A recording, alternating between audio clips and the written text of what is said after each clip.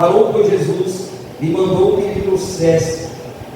E tendo ele chegado, perguntou-lhe: que queres que te faça? Respondeu ele: Senhor, que eu veja. Amém. Amém, amados? Glória a Deus. Meus irmãos, essa palavra é uma palavra conhecida de todo o povo de Deus. Palavra que fala sobre a cura do cego Bartimeu. O cego Bartimeu. Vamos dizer assim, o cego Bartimeu, ele precisava com certeza de um milagre urgente.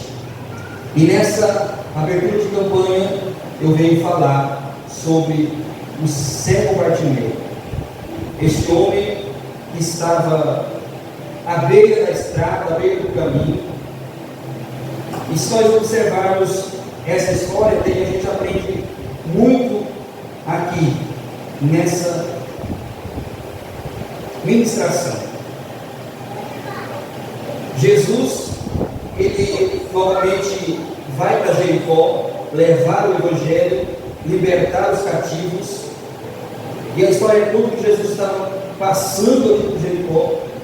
E este cego estava à beira da estrada, estava à beira do caminho. E ele estava, além de ser cego, ele era mendigo, ele mendigava. A situação dele era muito difícil, muito difícil. Mas o que a gente aprende nesta noite? Não importa a situação que o homem esteja, que a mulher esteja, quando ele ouve falar de Jesus, e quando ele abre o coração para Jesus, Jesus ele tem o poder de mudar a história. Por quê? Porque a Bíblia diz lá em Romanos 10:17, que a fé vem por ouvir e ouvir pela palavra de Deus. Se voltarmos a alguns versículos anteriores, nós vamos ver que ele estava sentado junto à beira do caminho, mas quando ele ouve uma multidão passar, porque onde Jesus ia, existia 3 multidões, você costuma dizer, 3 grupos que seguia Jesus, 3 multidões. Pergunta quais? Primeiro, os necessitados, os curiosos e os interesseiros, né? Os necessitados, os curiosos e os interesseiros. Como definir esses 3 grupos? Os curiosos eram aqueles que iam para apenas ver, apenas encontrar alguma falha, tentar encontrar alguma falha para sair criticando. E os interesseiros eram aqueles que só iam por causa dos milagres, por causa das bênçãos, por causa da multiplicação dos pães. Uma certa feita, alguém chega para Jesus, dentre essa multidão que eu acabei de citar, chega para Jesus e diz: Senhor, bom estarmos aqui, sempre o Senhor pode nos dar esse pão. Jesus olha para ele e diz assim: eu tenho um pão melhor para dar para vocês. Eu sou o pão que desceu do céu. Aquele que come o meu corpo, bebe o meu sangue, esse tem parte comigo e eu com ele. Jesus estava falando de comunhão, Jesus estava falando de renúncia. E muitos hoje não querem comunhão, renúncia.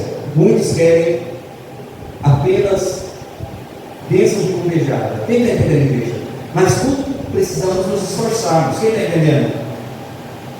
Eu estava dizendo agora que existia um outro grupo dos necessitados, e eu me incluo nesse grupo, eu me incluo nessa multidão. Quem está entendendo, diga glória. Quem se inclui comigo nessa multidão dos necessitados, diga: eu sou necessitado por Jesus. Eu sou necessitado de Jesus. Quem está entendendo, igreja? Se você olhar para essa história, você vai ver que ele não apenas era, se você olhar para essa história, você vai ver que o cego Bartimeu, ele não era curioso, nem interesseiro, ele era necessitado. Por que ele era necessitado? Porque alguém necessitado de Jesus é muito forte. Olha para alguém assim: alguém necessitado de Jesus nunca vai desistir do Senhor, mesmo que as lutas sejam grandes, mesmo que haja oposições, ele sempre vai se manter na posição de servo, de dependente de Deus. Quem está entendendo, diga glória a Deus. Para você ver o que eu estou dizendo, tem prova que eu estou dizendo.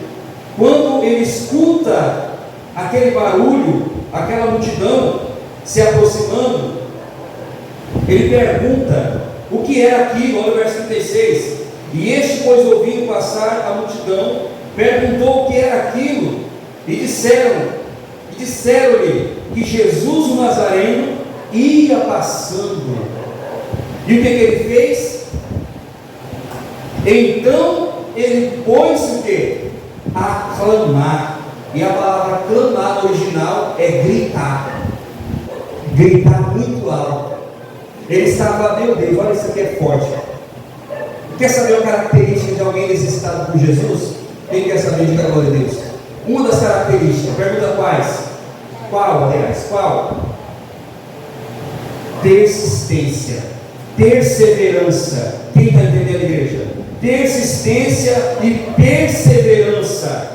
Alguém necessitado de Jesus, ele é persistente, ele é perseverante. Olha isso aqui. Então ele pôs-se a clamar, a gritar. E o que eu ia falar muito forte, olha isso aqui. Outra característica de alguém necessitado de Jesus, olha isso forte. Alguém necessitado de Jesus, a maior preocupação dele ou dela é chamar a atenção de Jesus. Quem está entendendo, diga glória a Deus. Quando nós somos necessitados por Jesus, amados, nós só queremos chamar a atenção dele. Porque quando a gente consegue chamar a atenção de Jesus, o céu se move, o milagre acontece. Quem está entendendo? Presta bem atenção nisso. Se você está num propósito e você apenas consegue enxergar que o seu propósito está tocando apenas pessoas, você está chamando a atenção apenas de pessoas, você precisa perseverar, continuar. Porque o alvo não é chamar a atenção de pessoas. O seu propósito precisa chamar a atenção de Deus. Quem está entendendo? Em primeiro lugar, porque olha isso aqui. Alguém que chama a atenção de Jesus, alguém que chama a atenção das pessoas, às vezes a pessoa vai dizer: para de clamar, isso está incomodando. Quem está entendendo? Isso está incomodando. Por quê? O apóstolo Paulo falou assim, que o homem espiritual, ou seja, o homem carnal, ele não entende as coisas do Espírito, mas apenas os espirituais entendem as coisas do Espírito. E quem é espiritual entende tudo. Então, igreja, o que eu quero dizer nesta noite? E se você quer receber algo de Deus, se você quer chamar a atenção de Deus, você quer ser tocado pelo Senhor, você precisa fazer algo para que chame a atenção dele. Quem está entendendo? Será que nós estamos fazendo algo para chamar a atenção de Deus? Ou será que o que estamos fazendo está apenas chamando a atenção de pessoas? Porque quem tem a recompensa para você, quem pode recompensar você é Jesus. Então, se você olhar a história, você vai ver que ele começa a clamar, ele começa a gritar.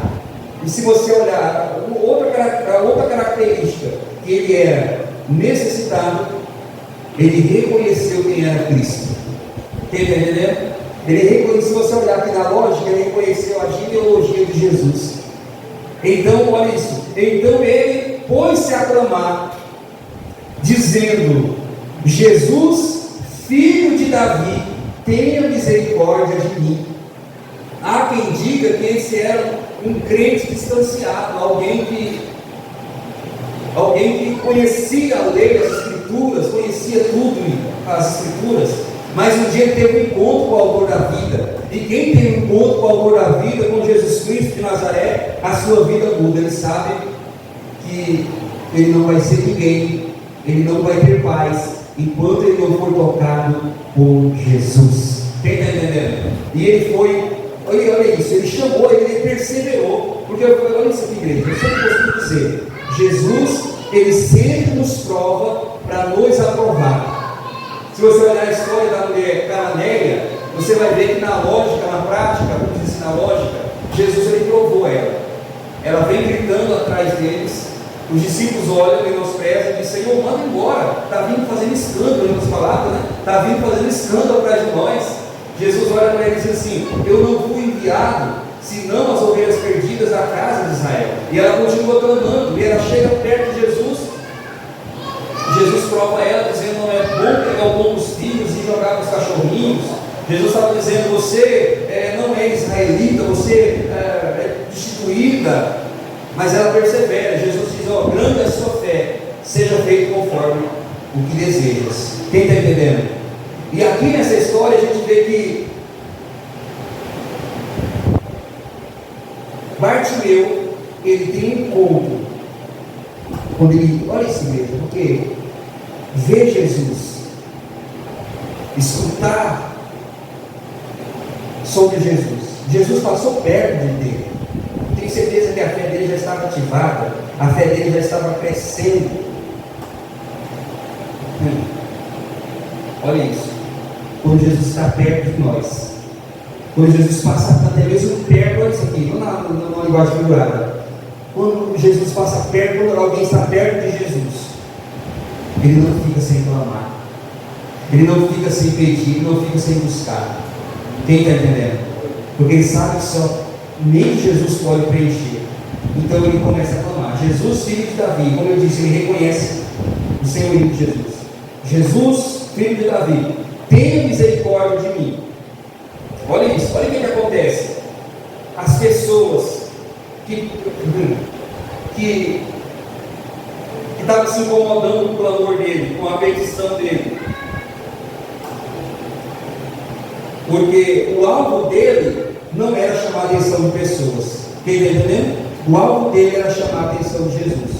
E se você ver no verso 39, e os que iam à frente repreendiam-no para que se calasse. Ele, porém, clamava ainda mais: Filho de Davi, tenha misericórdia de mim. Amados, essa palavra, tem misericórdia, é uma palavra que mexe o coração de Deus. Quem acredita nisso? A Bíblia diz que as misericórdias do Senhor são a causa de não sermos consumidos. Ele começa a dizer: tenha misericórdia de mim. A palavra misericórdia é você dizer assim para si: eu sou menor que um grão de areia, em outras palavras. Eu sou indigno, não sou merecedor.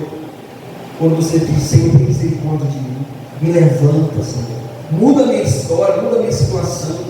Eu não aceito mais continuar dessa forma, tenha misericórdia. Você pode ter certeza que algo vai acontecer. Quem está entendendo? Algo vai acontecer.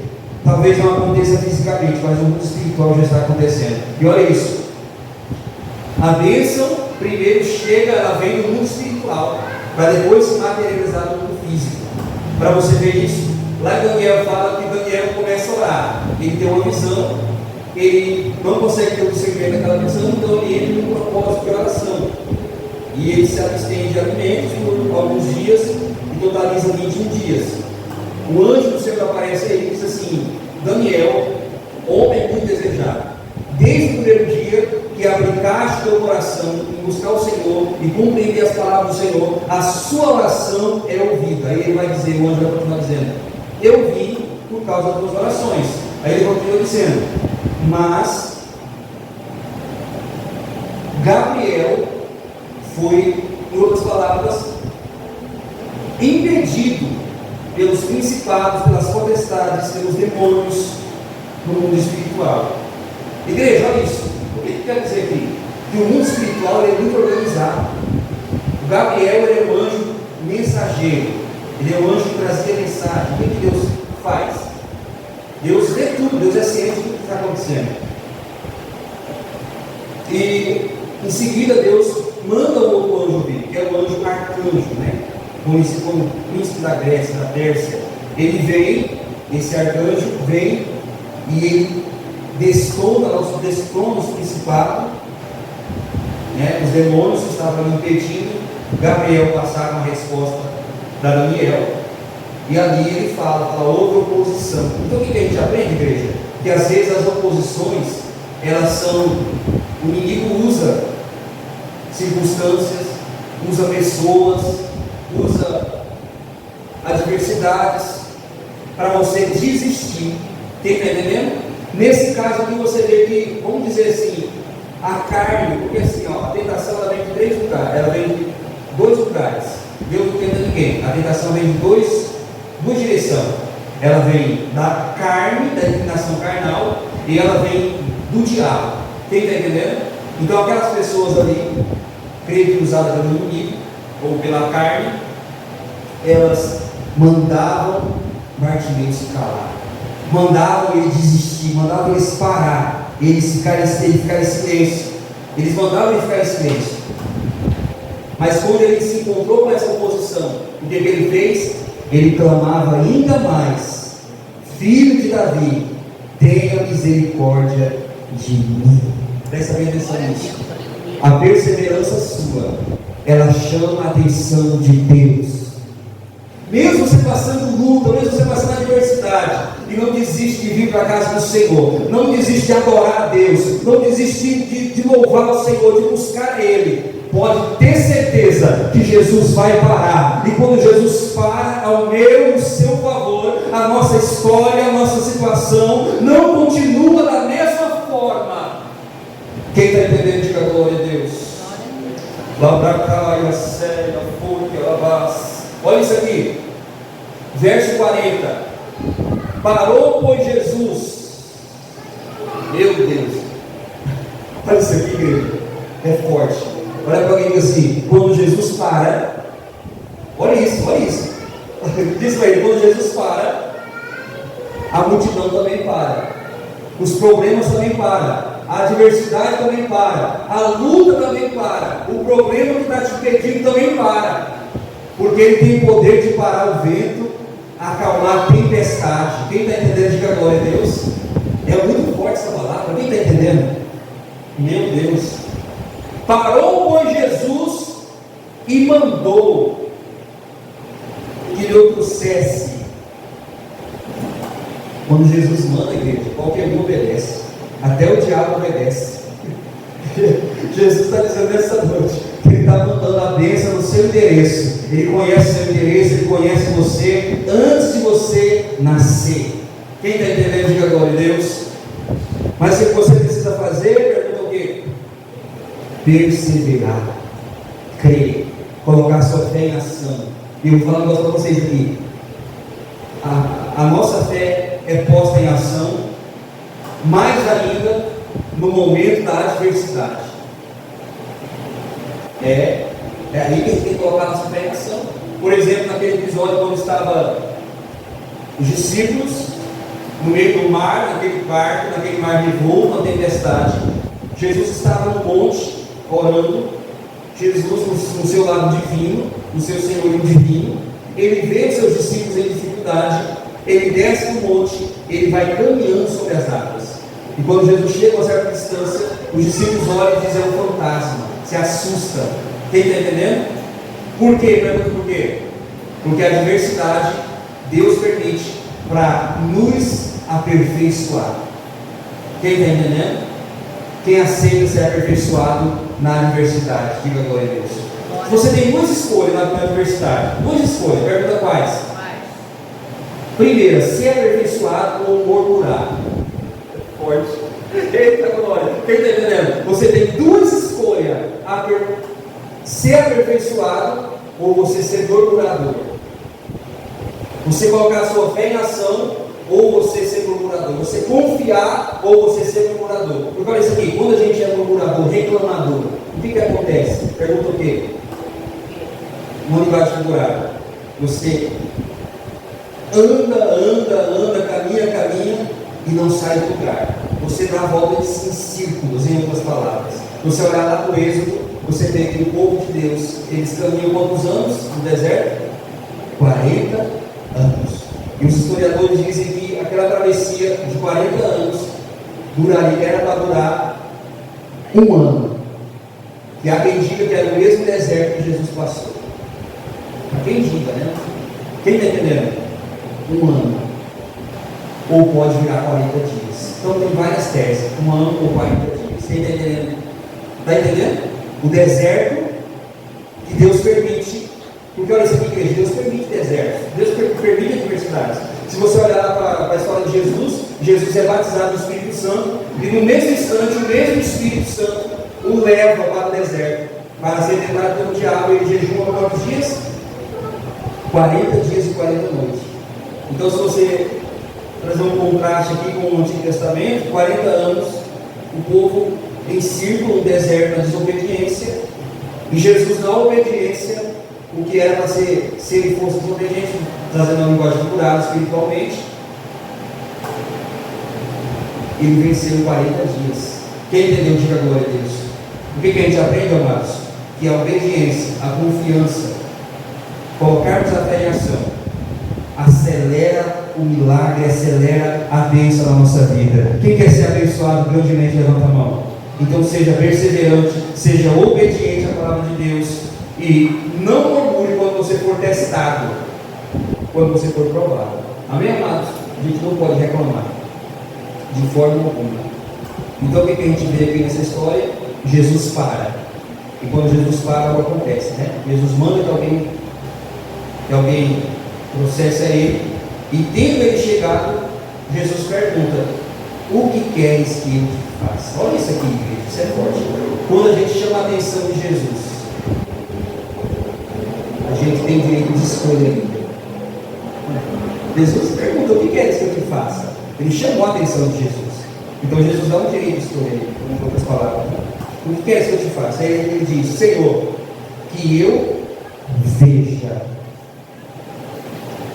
E o que acontece? Verso 42: e disse Jesus: vê, a tua fé te salvou. Olha que coisa tremenda. Verso 43. O que a gente aprende ainda?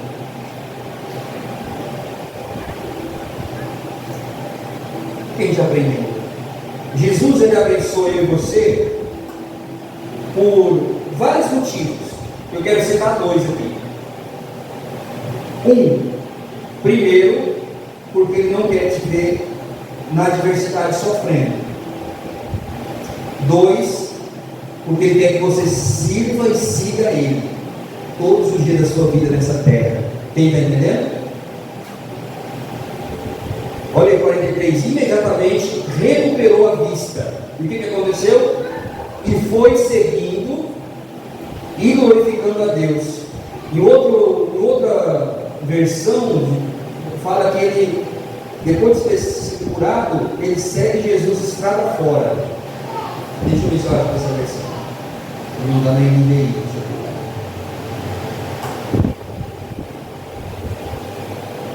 Obrigado, Jesus.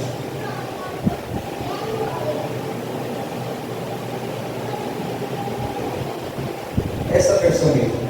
Ele logo viu, olha isso, ele logo viu e seguiu glorificando a Deus. E todo o povo, vendo isso, dava o quê?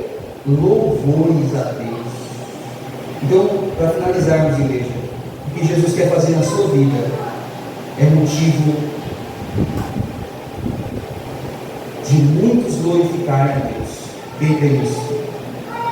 É motivo para muito, vai ser motivo para muita gente glorificar o Senhor. Aleluia, Jesus. Obrigado, Senhor. Aqui, ó, a versão King James atualizada fala assim, ó: naquele mesmo instante, o homem recuperou a capacidade de ver e passou a seguir Jesus. Amém? Então eu disse que Jesus nos curou por vários motivos, nos abençoou por vários motivos. E tem dois. Primeiro, porque Ele nos ama e não quer ver a gente sofrer. E segundo, porque Ele quer que nós o seguimos. Quem quer entender? Que nós estejamos seguindo a Ele, em sua presença. E o que mais aconteceu? Ele seguiu Jesus glorificando a Deus.